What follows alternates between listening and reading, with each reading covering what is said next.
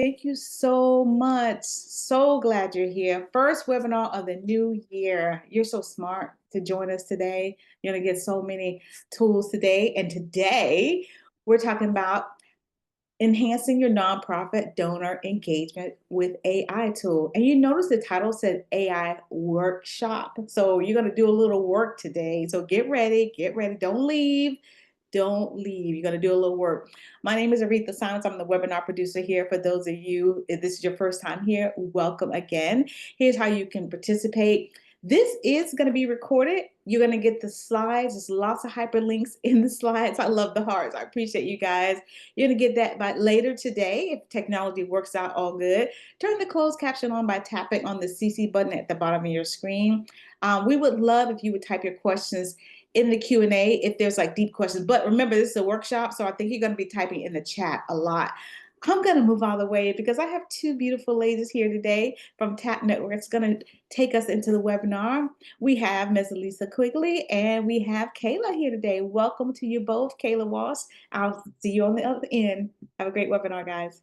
Awesome. Thank you so much. Good morning, good afternoon, wherever you are dialing in from. My name is Lisa Quigley, and I am the Director of Account Strategy here at TAP Network. A quick background about myself. I've been in marketing and communications for over 20 years, helping businesses of all sizes grow, build strong brands, and create real connections with their audiences. My background is in strategy, storytelling, problem solving, and so I want to use all of those resources today to help you and your organization make a difference. So thank you for having me at the TechSoup first webinar. I'll let Kayla Walsh introduce herself. Hi, I'm Kayla Walsh. I am a digital marketing manager here at TAP Network. I have a strong focus on content strategy and social media marketing, really creating engaging campaigns for a bunch of different types of companies, nonprofits. So I'm excited to talk with you all today and help you figure out how to use AI tools for donor engagement. Awesome. Thanks, Kayla. So what you can expect for today, the next hour, we're going to give you some background and foundations on donor communications. Then we will go into a brief overview of AI and be prepared again to chat. We want to know how you're utilizing AI, and we'll do a back and forth on even some real world scenarios. We're going to talk about behavior change and writing strategies, and that may sound a little bit overwhelming, but believe me, it's not, especially with the tools we'll be able to show you. And then in the interactive workshop portion of today, we'll be asking you to share your mission or any mission of a nonprofit, goals, audiences, so that we can show you a real world case of the power of AI and help you save time, utilize resources better, and get things done with the limited resources that you have.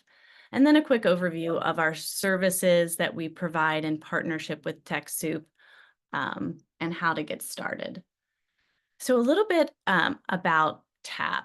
And while I'm sharing that, if anybody has been on a webinar before with TAP Network, maybe throw a heart in the chat or just let us know, because we love to see who's coming back for our webinars.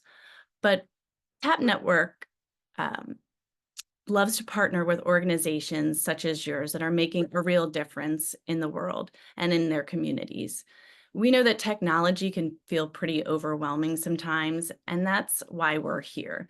We really want to make your job as executive directors, as staff, easier to take your ideas that you have and turn them into digital solutions that work for your community. What really gets us excited is to create online experiences that make people want to engage with your cause. So whether it's a website that connects, maybe you want to explore what AI can do for you, or you just need a solid marketing plan to reach more people, we're here to help you make a bigger impact. So how do we support organizations like yours? This is a lot of different offerings that we have, but today I just want to focus on three that may be the most relevant. The first is what we call inbound marketing, but basically it's attracting the right donors at the right time. And we utilize AI tools to create personalized email campaigns, some of which we will help you do today, that really speak to your audience and turn those supporters, maybe those first-time donors, into lifelong supporters. We also help nonprofits get set up with something called a CRM. We utilize HubSpot, which we may talk about, and it's an amazing platform that manages those donor, those volunteer, the stakeholder relationships so much easier. And also with the addition of AI and this technology, it lets you automate these communications. Another thing, which is Kayla's expertise and why we have her here, is we do content marketing. That's your social media, your blogs, your newsletters. And it's typically the first place your donors connect with your mission. So these are just a few ways that we can help. And we will but first we will lay the foundation for what it means when we're talking about campaigns.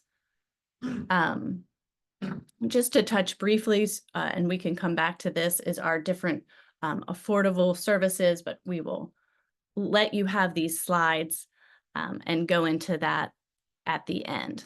I did want to announce a couple of housekeeping things, that our second webinar of the year we're really excited to present, and you are all the first to hear about this, our 2025 AR benchmark report. You are going to get a copy and an exclusive first look at this report. So we have gathered insights from over 1,000 nonprofits, and we're showing and explaining how they're adopting, in their own words, AI, the challenges they face, and really the opportunities that they're uncovering. So this whole report is designed to shed light on the state of IA in the nonprofit sector. So we will give you that link so you can download it and check it out, see what your peers are doing. And also that webinar is on January 21st at 1 o'clock. So we hope to see you there. I am going to pass this off to Kayla to start to lay the foundation of what we're talking about when we talk about donor community. Awesome. Thanks, Lisa. So to begin, we're going to give you some background information about donor communication campaigns. You'll learn what they are, why they matter, and gain a deeper understanding about the digital communication process. Before we dive into defining donor communication campaigns, I want to clarify that we'll be focusing specifically on digital donor communication strategies. Nonprofits connect with donors in many ways, whether it's through events, galas, volunteer activities, and more. But today we are discussing the digital side of those efforts. So these are the types of campaigns that focus on digital engagement, follow-up, and ongoing communication that fits seamlessly into your donors' everyday lives. So whether or not you are having those in-person interactions as a part of your strategy, these digital tools are essential for building strong and lasting donor relationships. So let's start with a simple question. What are donor campaigns? A donor campaign is your effort to connect with donors, in this case, digitally. And by effort, we mean keeping them informed, engaged, and inspired to support your cause. But why do they matter? They really build trust and loyalty among your donors. It creates a strong long-term relationship, drives engagement, retention, and funding. So now that we know a little more about what donor campaigns are, let's dive into how you can communicate with donors. So there are many different ways to digitally communicate with donors, such as through email, social media posts, and newsletters, all tailored to engage current and prospective donors. And before we take a peek at what these can look like, we have a question for you. What type of digital donor communication campaigns are you currently doing now? You can put your answer in the chat. Are you doing all of these: emails, social media posts, newsletters, just social media? Let us know in the chat.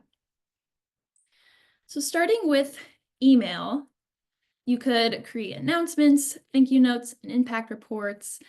For example, you can send an email with an enticing subject line, see how your donation helped build a new community center. For social media posts, you can create engaging visuals and updates in real time. An example could be a post showcasing volunteer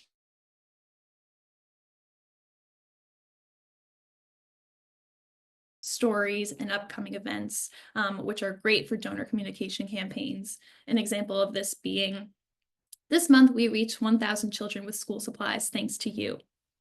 We also have a little pro tip for you. Tailor your storytelling to each platform for maximum impact.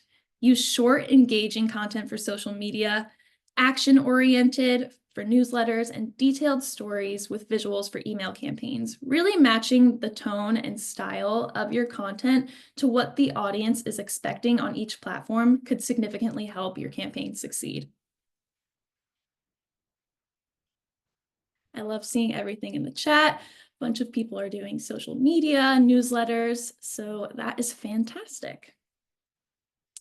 Now I'm going to talk a little bit about building relationships with donors and 2 models that you could follow to make this a little easier. Understanding the marketing funnel and flywheel can help you really tailor donor messages, building lasting relationships, and drive growth by focusing on acquisition and ongoing engagement. So we use these models like the marketing funnel and flywheel to really simplify the complex donor journeys. It can align strategies with donor needs and optimize efforts for acquiring, engaging, and retaining supporters effectively. So now I'll tell you a little bit about each model. The marketing funnel is a model that guides potential donors through 3 stages through a funnel: awareness, consideration, and action. We use this approach to attract and convert one-time donors by leading them step by step toward making a contribution. The flywheel, on the other hand, is a circular model that focuses on continued engagement with donors. Instead of just this one-time transaction, it works to attract, engage, and delight supporters, building a strong long-term relationship that keeps the momentum going for your cause. So now we can take a look at how these look visually. So here you can really see the funnel and the flywheel side by side and how they are different. Even though they are different, neither is better than the other. They simply just have different goals. The funnel focuses on guiding people toward making a single donation, while the flywheel is about lasting relationships to encourage lifelong support.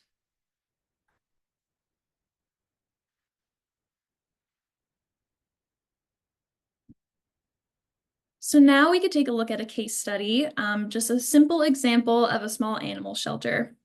So before, they relied on the funnel approach, really working to get that one-time donation, whereas now they want to move beyond just one-time donations and build stronger long-term relationships with supporters, so they transition to the flywheel model, focusing on this continuing engagement. So they're attracting donors by using social media campaigns to showcase rescued animals. They're engaging donors by sending monthly emails featuring stories of pets finding new homes. And this is where you really see the biggest difference between the funnel and the flywheel, the delight stage, where you are sending a personalized thank you note or video to your donors. The result of this, donor retention increases as supporters feel more connected to the cause and valued for their ongoing contributions. And again, no model is better than the other. It simply depends on your nonprofit's goals. In this case, they really wanted to build that long-term relationship with their donors. So imagine combining these models with the power of AI. Whether you're attracting new donors with the funnel or delighting existing supporters with the flywheel, AI helps you personalize and scale your efforts. So let's dive into how we could do this effectively. Awesome. Thanks, Kayla, for walking us through that. Has anyone ever heard of the funnel and the flywheel? Maybe you've had a marketing class or read some white papers, but just love to hear if you've experienced these models before. And I'd just reading. Oh, somebody heard of the funnel? No, yes. Mixed bag. Well, either way, we're going to make it very easy for you and show you how you can use these models to connect with supporters.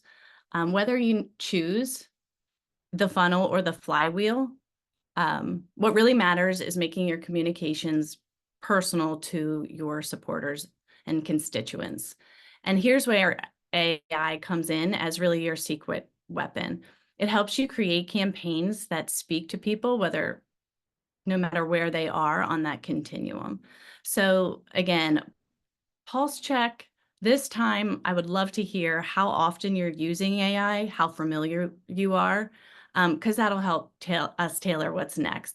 Do you use it daily, weekly? Maybe you've never used it. Again, it's been around for about 2 years, constantly in the news.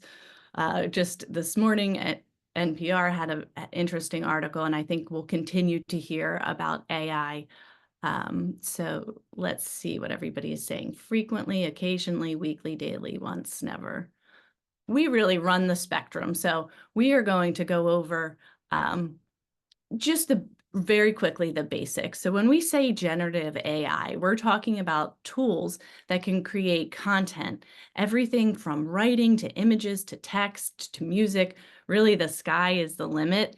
And if you have a thought, check, there's probably an AI app built around that. So it's really booming right now. And it's really like having a smart assistant and who can help understand what you need and then help create it. If you haven't heard of it, some of the tools that are familiar and that we utilize, ChatGPT, they are really the first players in the game. There's other ones, Jasper. This specializes and is known for writing marketing content. And there's also Claude, which is good at, again, writing or understanding complex tasks. But today we're going to focus, and if you have a web browser, pull it up, on ChatGPT and how we can use it to create donor campaigns that really connect. And we're going to use a super simple process that I hope you remember called prime, prompt, and generate. Let me explain how that works. And just to answer these, or remind everybody, this video and the slides will be emailed to you after. So if you feel like this is too much or going too fast, you will have access to these after the show, after the webinar. So here's how you prime. Basically, prime means you set the stage. You tell the AI about your nonprofit, who you're trying to reach, the audience, and the audience can be very specific based on the email, the social media post, or whatever communication. So know that the audience can be broken up into segments. And also knowing your goals. So there may be the funnel goal of the end of the year donation. You want to work them through that, or it may be to do that flywheel of engaging them over time. So having a goal in mind, especially for our upcoming workshop of what you would like to achieve and having it be specific, really helps prime the AI model. And then using all of this information about your nonprofit and what you want to achieve, you're going to create a prompt. Then we give the AI that prompt that it helped us create and clear instructions, and it will generate our content. But the very important thing to remember is that one experiment, it's not going to get it right on the first time. And so don't be afraid. Kayla and I were talking, and we like to laugh that we can say, no, this is not right. This is not what I need. And to go back and forth with the AI model. And then also just know that you will find what works best for your organization. And that's really part of the journey. So far we've laid the foundation for marketing models, like the funnel and the flywheel. I told you about prime, prompt, and generate. We're going to dig a little bit deeper and give you some more pro tips about how to really make your communication personalized.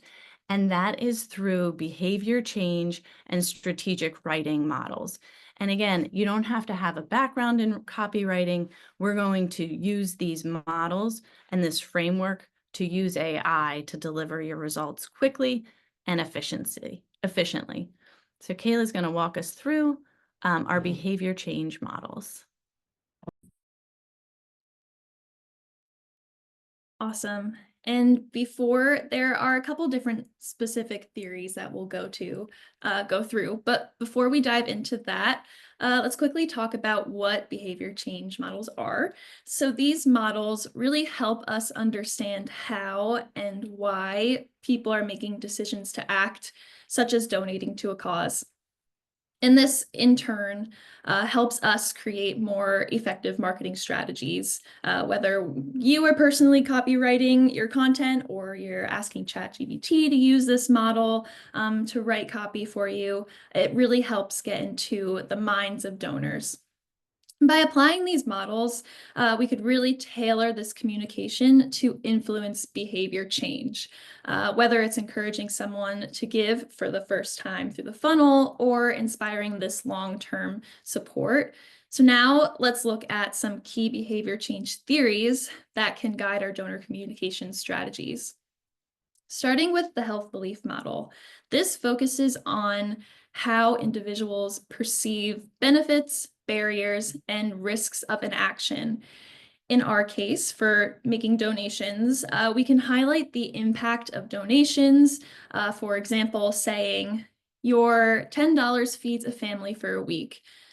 This shows the benefits of your donation and reduces any barriers to giving. Another model is the social cognitive theory. This suggests that our behavior is influenced by observing others and our personal beliefs. So to apply this in our situation, we can share stories of other donors in the community or leaders making a difference, and this all inspires us to act. Lastly, we'll look at the theory of planned behavior. This emphasizes our intention to act on our attitudes, social norms, and perceived control, so we can encourage donations by normalizing the act of giving, such as saying, join 1,000 others who have already supported this cause. So really, by using these theories, we can better understand and influence donor behavior to encourage consistent and impactful giving. So let us know in the chat if you've ever used or heard of any of these theories. It may seem like a lot, but it's something that you can easily put into, like we'll show you, ChatGPT to help tailor your communication to really make an impact among your donors. So why do these theories matter in donor communications? One, to motivate action. By addressing perceived barriers and benefits directly, we can motivate our donors to act, like I keep saying. For example, really showing them exactly how their contributions make a difference helps remove any doubts or hesitations that they might have. Two, to leverage social proof. So people are often influenced by what others are doing.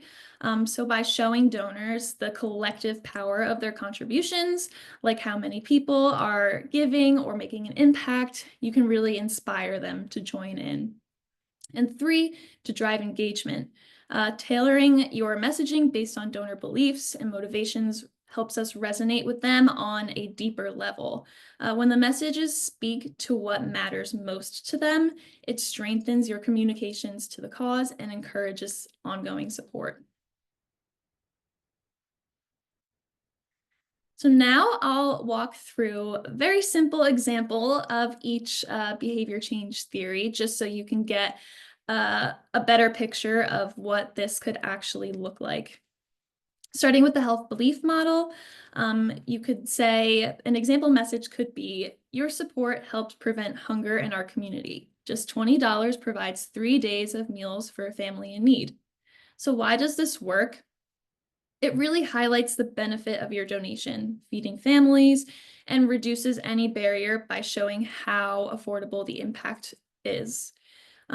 And why would we use this? This approach encourages donors by addressing their perceived risks and showing them the real benefits of the contribution. Looking at the social cognitive theory, we have an example. Meet Sarah, a donor just like you, who helped us build a new community center. Join her in making a difference. Why does this one work? This message really leverages social proof, showing a relatable role model and inspiring others to take action. And why use it? It creates a sense of community and shared purpose. You're making your donors feel like they're a part of something bigger. And lastly, we have an example of the theory of planned behavior. So over 2,000 people have already joined this mission. With your help, we can reach our goal of $50,000 to fund after-school programs. Why does this one work? So this message encourages participation by emphasizing the collective impact of donations and builds momentum through social norms and shared values. Why use it? It taps into the power of group involvement, making donors feel that their contribution, again, is a part of a larger movement.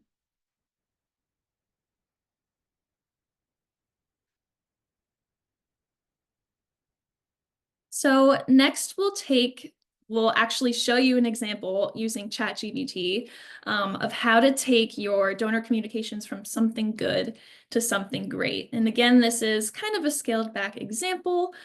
You can follow along using ChatGPT, or we could do that later when we have our exercise. I'm just looking at the Q&A. How small, newer organization that doesn't have many donors yet attract donors when there aren't substantial impacts we can show just yet. That could be a great one for the health belief model, where you may want to tap into the barriers why people aren't necessarily donating yet, or the perceived benefits, what they should expect, how they feel, or what they will get out of making the donation, if that helps answer your question. So here we have, I'm calling this my before example. So this is using ChatGPT, but you've probably heard the saying, you get in what you put out, and that's exactly true with AI tools. If you provide a generic prompt such as this, create a social media post about needing donations, you're likely going to get this generic result. As you can see, this post lacks a compelling hook, and that grabs attention in the crowded social media feed. It doesn't evoke any sort of behavior change or emotional response, which can really make it harder for people to connect. So let's take a look at what happens when we used what we've just talked about to take this from good to great. So as Lisa mentioned before, our first step is priming our AI tool.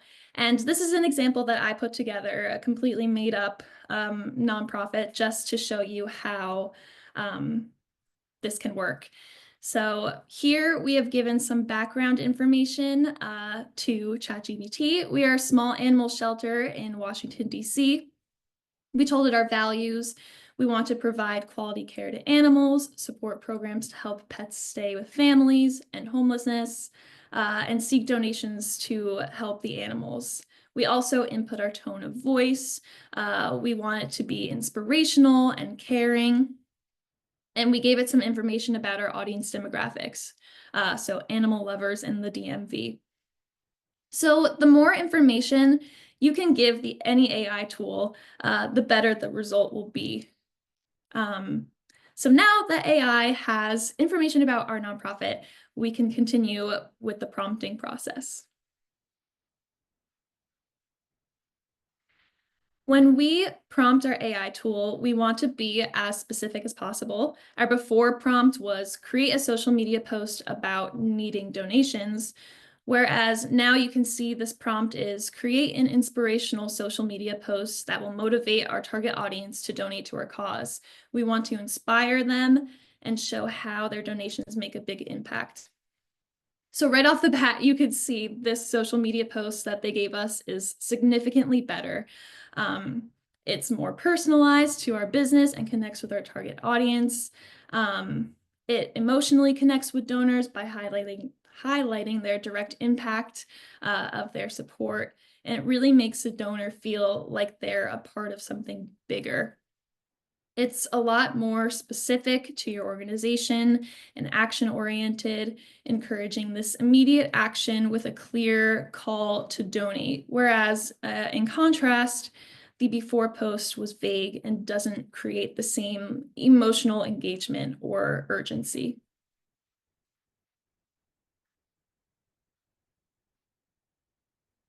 And so now I'm going to take it one step further and add a behavior change theory to this. Using a behavior change theory can help AI generate better results. So in this example, we use the social cognitive theory. And again, it gave out a really nice social media post that showcases a real life example of how donations make an impact. So in this case of the animal shelter, they're showcasing a dog, Max's transformation, as an example of how these donations make a tangible impact, encouraging followers and prospective donors to believe that they can make a difference through their support. This story also helps reinforce the behavior of donating by demonstrating the positive outcomes that come from making these donations. So now you can see from where we started, we've taken our social media post from something that was okay to something that is really great. And let us know if you have any questions so far. Yeah, that was great, Kayla. I think that was a great explanation and walk through step by step of the pros and the cons of AI and how, based on what you put in, is what you get. I thought it would be a good time to pause right here to answer any questions, and we are getting some great ones in the chat that I'll just take a few seconds before we spend a majority of the rest of the time using ChatGPT with your own experiences. So the first question was, is AI free? And for the most part, most platforms like ChatGPT have a free version. There may be some limitations, like certain amount of questions or prompts in a time frame. So you could get to the end and it says, oh, you've reached the end of the free version. Please upgrade before you continue. And Claude and ChatGPT are around $20 a month for the next level. Again, there are so many different versions, and I love everybody sharing that they use Gemini and Perplexity. Some people use Claude. There are so many different types that they all have a different platform for payment options. There was another question on priming and does ChatGPT remember? And so this is kind of a multi-pronged answer, is that ChatGPT has certain things, and we'll see them, called threads. And within that thread or the conversation, it will remember the information that you've put in. However, each time you have another iteration, it may change. It adds to the memory, but it may change the end response. So when I'm working on it, I always find it's good to do a level set, especially in long conversations. Say I was going to create, a year-long social media plan. I often sometimes remind it and get it back on focus of the goal we're trying to accomplish. The other thing, somebody asked about privacy, and there are two different modes. And again, I'm sure this applies to many platforms, of whether or not you're sharing the information with the platform so it can continue to learn. And that's called memory on, or there's memory off. So it will not retain the information and use the information you're supplying to help train the model. So just important as you're exploring and using these, to go through the settings, read the FAQs. And as we were talking about before, it's always changing daily with AI. I've heard that, the introduction of the internet was huge for our society and how we do business and how we communicate. And the introduction of AI to our lives and businesses will dwarf that, is even bigger. So we are just on the cusp of learning all of the amazing things that we can do. with AI. So I'm just going to go through any other questions that we might have. There was a question about avoiding having to give the info each time we use it. And that is what I mentioned, saving it in the threads. Can you have it had it look at all your data and content before you start prompting? We have data for forms and part of our messaging. Absolutely. The more data that you give it, the better response you'll get. And sometimes, just even taking, if you have a solid website or brochure, mission statement, just copying that in there and say, I just want you to store this information and I'm going to tell you what to do with it in a little bit. Because again, without the different levels of the models, free or paid, sometimes there's a limit on how much information you can give it at one time. So feeding the model that information also helps. We just got a helpful hint that through OpenAI for nonprofits, eligible organizations can access ChatGPT at discounted rate. So thank you, Crystal, for sharing that. $20 per month. So yeah, we might have some savings on for nonprofits, which is always wonderful. All right, a couple more questions. We don't have a strong database. Can AI help update or add email addresses or other contact info? Unfortunately, it cannot scrape the internet or get email addresses for you. But what it can do is help to create, social posts, or if you do have a email database, help to grow that through all of the models and framework that we're giving today. Great. So let's start with our hands-on workshop. And you guys are all familiar with the chat so far, so we're going to keep on using that. So what we're going to do today is we're going to prime our ChatGPT model with information, either made up, or what could be fun would be information from your companies. So in the chat, anybody who's willing, and I'll choose one, explain the mission, again, copy and paste it, explain the mission or purpose of your nonprofit. So for example, you could say, we're a nonprofit focused on providing after-school programs for underprivileged children in urban areas. Does anybody want to enter their organization's mission? Awesome. Jack was first. So Jack's mission of his organization is tutoring and mentoring under-resourced students, college and high school. All right. So now we are going to say we are nonprofit, and let me know if you cannot see ChatGPT up on the screen. I believe you all can. Looks great. Thank you. Let's see, our nonprofit, I'm going to copy this, provides tutoring for under-resourced students.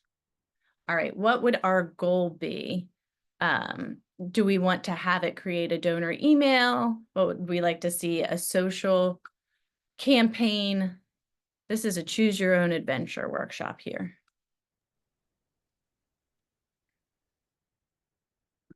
We are going to create a donor email. Help us create donor email. One thing is to Kayla's thing, if we could be more specific. So a donor email, is it year end maybe? How much do we want to raise? Are we asking for repeat donors? So helping us create a donor email asking for $25 donations to support our end of year program. Let's see if anybody else is chiming in here. All right, the audience, Jack or anyone else want to give us their audience? Are you mainly talking to educators? Is it the community which you work in?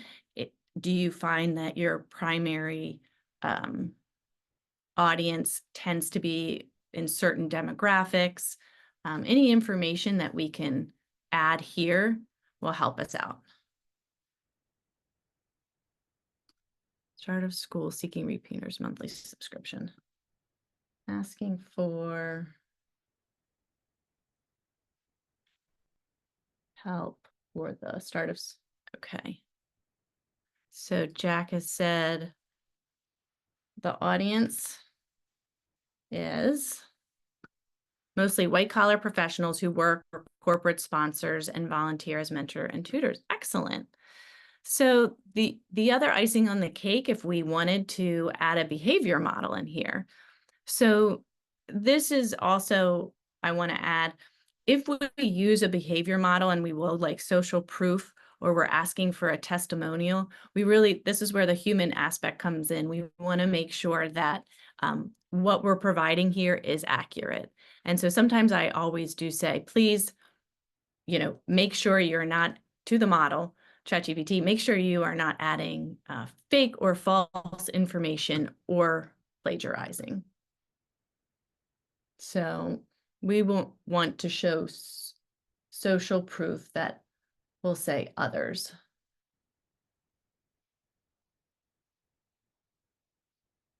Do not make this up. Okay, so now I'm going to ask it, please create a prompt for us to use when creating this email. Let's see what we get.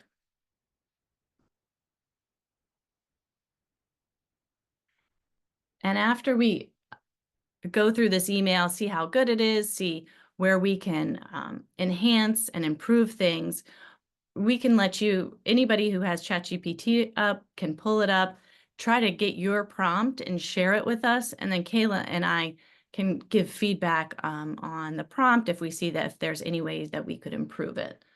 So here we are. Here is a well-crafted email.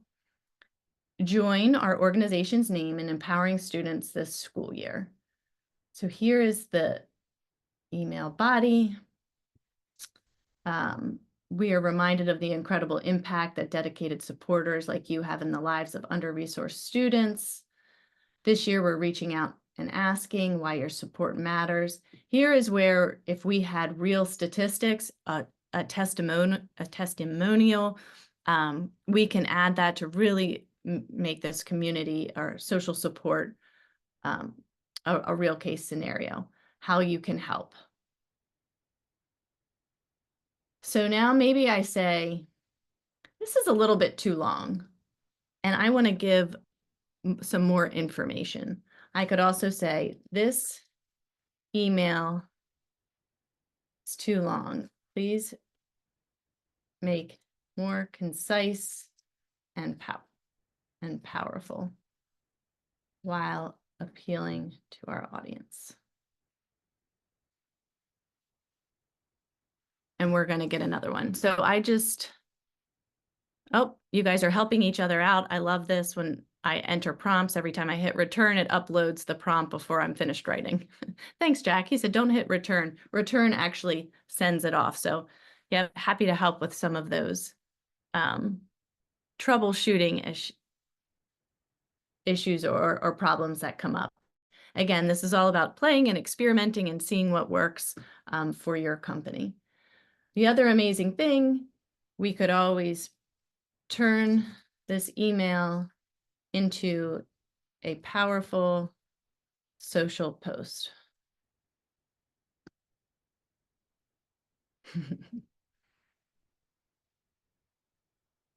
Okay, different ideas, even ideas of the photo image, the text.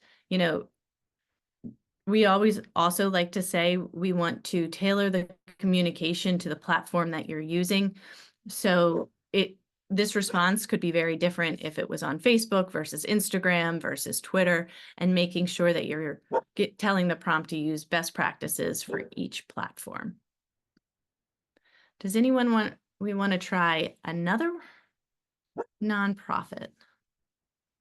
I'm going to answer one more question, and Kayla, feel free to jump in if you have any suggestions or anything to add. So Caroline asked, can you have it look at all your data and content before you start prompting? Oh, I already answered that. So absolutely. I don't have anyone's data pulled up, but we could do that if we choose a nonprofit. I could take that information from your website and prime it that way. All right. So Mark, everybody's typing it in. I keep losing it. All right, Green Bay Area Tours from Monette. Our mission is to inspire and educate youth adults to build a more enduring, resilient future by creating interactive experiences that highlight the regenerative economy in action. So the other thing I might want to do here is that so that they don't get mixed up, I am going to clear this chat and start a new one. So going to say my organization. Oh, does not let me copy from. This is another pro tip. Who is your audience, Monette? You could also ask it, what other information do you need to know to write an effective social media post to attract donors? Lisa, for the sake of time, I'm gonna unmute Monette. I think that'll help Okay. you. Yeah, Yeah, that would be great. Monette. So I'm gonna unmute you so you could talk to Lisa. Monette, do you have, hi and welcome, your audience? Do you know any information about your audience demographics?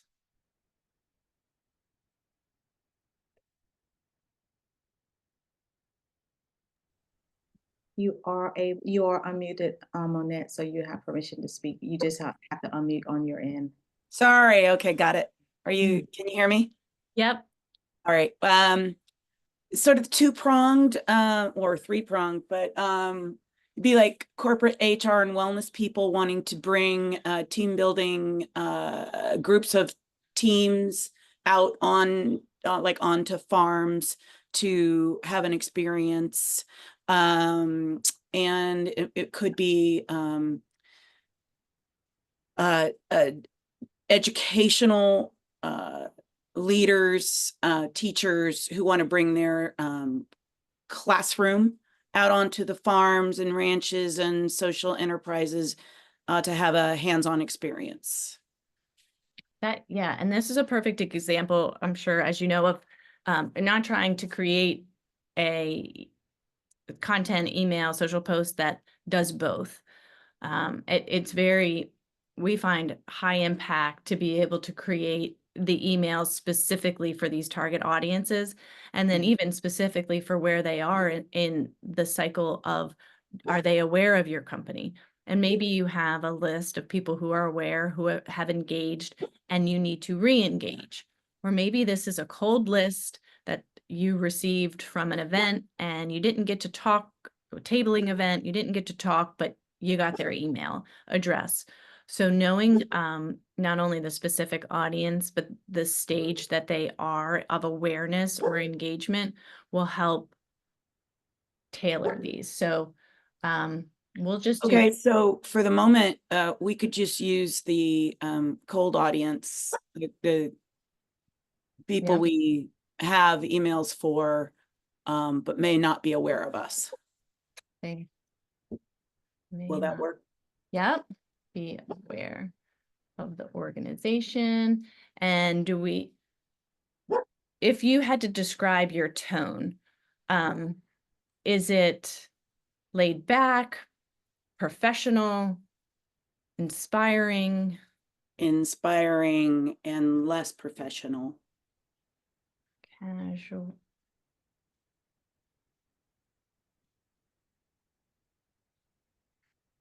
Correct.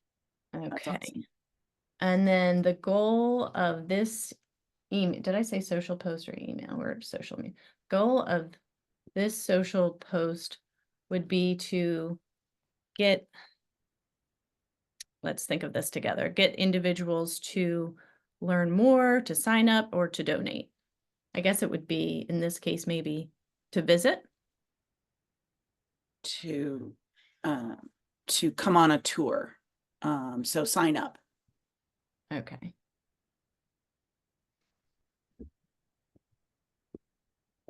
So I often ask for the prompt and the information all together, and then we'll make sure that it's correct, and then we can tweak that if needed, and then ask for social post or an email. Could you scroll back up to the prompt after so that I could take a copy of it? Because I'm trying to. Oh, sure. Let's make sure it's how we want it first. So to create an effective social media post, look, it's asking us, we need some specific outcomes, benefits of the tour, duration, format. Okay, let's create an email instead. They may still need to know. Okay.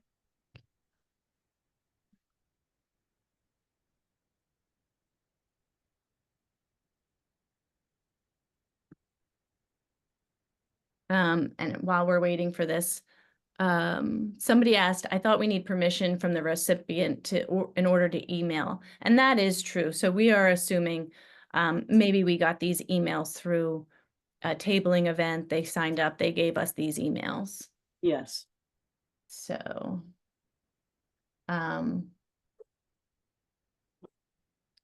providing all these details would help, but here is the prompt and creating an email for you. Again, we have to make sure that this is true. And if it's not true, you would say, nope, these are the benefits that we have. And to go back to what a couple of people were saying, how if you provide it with your information up front, the better the information you get out. So I'm sure if you have a website, all that information is on there. Yeah. Yes. Anything else maybe we could try and find for you? Well, we have upcoming our once a year open to the public tour. And it's in partnership with the Bioneers Conference. Usually our tours are private and custom, but this is an open to the public one. Anyone can join in. And that's what I'm in the throes of trying to create a social post, trying to create messaging for. So you can explain, it is a very unique offering. And so what is the call to action to try? Is it to register, to buy tickets? To register for this, unique offering, unique tour. Create messaging around this. And ChatGPT does not mind if you misspell at all. If you had a chance to see mine, there's misspellings all over the place, and it still gives you what you need. So here is a draft. Again, this right here shows a couple of different examples. So it remembered up above that we wanted to send it to HR professionals. We may switch that, or maybe we didn't, but just making sure it does remember. And if you're like, oh no, whoops, this is to the general public, this is my audience, I'm going to go back and reprime you for the specific thing that I need now. And how do you go back? What's that mean? Go back to your original prompt and copy and paste it? Oh no, I'm sorry. Thank you for clarifying. That just simply means like typing in that we're going to move on to a new initiative, and this is what I want you to use now. So actually not go back, but how do you type that message? What does it sound like? So you can say, oops, that is great. It's your friend. Thank you. Be nice. actually, I want this message to go to the general public, open to all. Goal is to gain new supporters. Ah, Please write it again.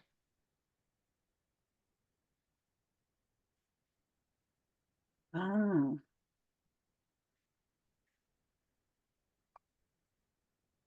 So you're able to, in real time, almost have a conversation. We say in these webinars to treat it like your assistant or your friend. And, that's really what it is. It's like, oh, nope, I gave you this information, but there was some miscommunication. This is really what I want now. And by going back into the slides and seeing the format of, each time you work on something, priming it, providing a good prompt. And we have some excellent tools on prompts, already generated prompts that we'll share in the slides that will give you a jump start on that. And then generating, all while making sure that you're reading through, because if one thing that we can say is that it makes mistakes, and that human process and involvement is so important. Well, thank you for giving us information about your organization and maybe asking questions that others might have. If there isn't anything else, I'm going to switch back to answering a few more questions that we have in the chat, and then explaining how we could work together if that is of interest to anybody here. So thank you, Moet. All right, so let me go back to our questions. I know we only have 4 minutes, but I do want to try to get to all of them. So Jamie asked, are there any risks to using AI? What about confidentiality? Can information be put in AI be misused? So absolutely, there are risks. This is an ever-evolving, very fast-paced technology that has the ability to transform businesses, transform organizations, and really the way that the world does business.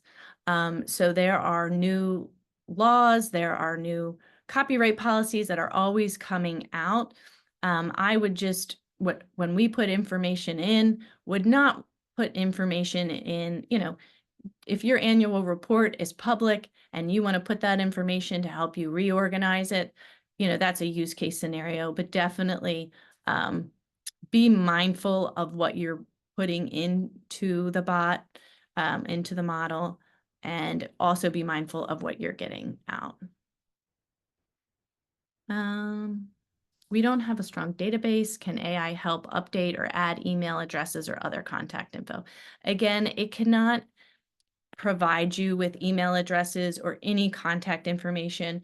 This is able to help you grow your list through things like email and newsletters by providing the right content, knowing your audience, and delivering it really at the right time. Using it as a tool can help you grow so that you are able to get email addresses and grow the database. Another thing is having a website, right? Having a platform to be able to utilize these tools and to communicate with your database. So again, TAP Network, we are able to offer solutions to help you work through AI and all of the technology that's available right now to find which tools are right for your business. So again, you'll be able to look through this. We do have a AI starter package at $9.75. That is a one-time fee that helps that we work with your organization and provide you with an audit and an assessment and the tools that would be most helpful to your organization. We also have a monthly marketing and technology support package that you will be able to learn more about. And if you have any interest in any of the things that we briefly went over today, you are able to find that on TechSoup website under website services. Again, please check in on our webinar on January 21st about the AI benchmark study. And we also have many other resources available to you on the TechSoup website. So thank you everybody for your time, for your participation. I really hope you learned something about AI and donor communication. Thank you.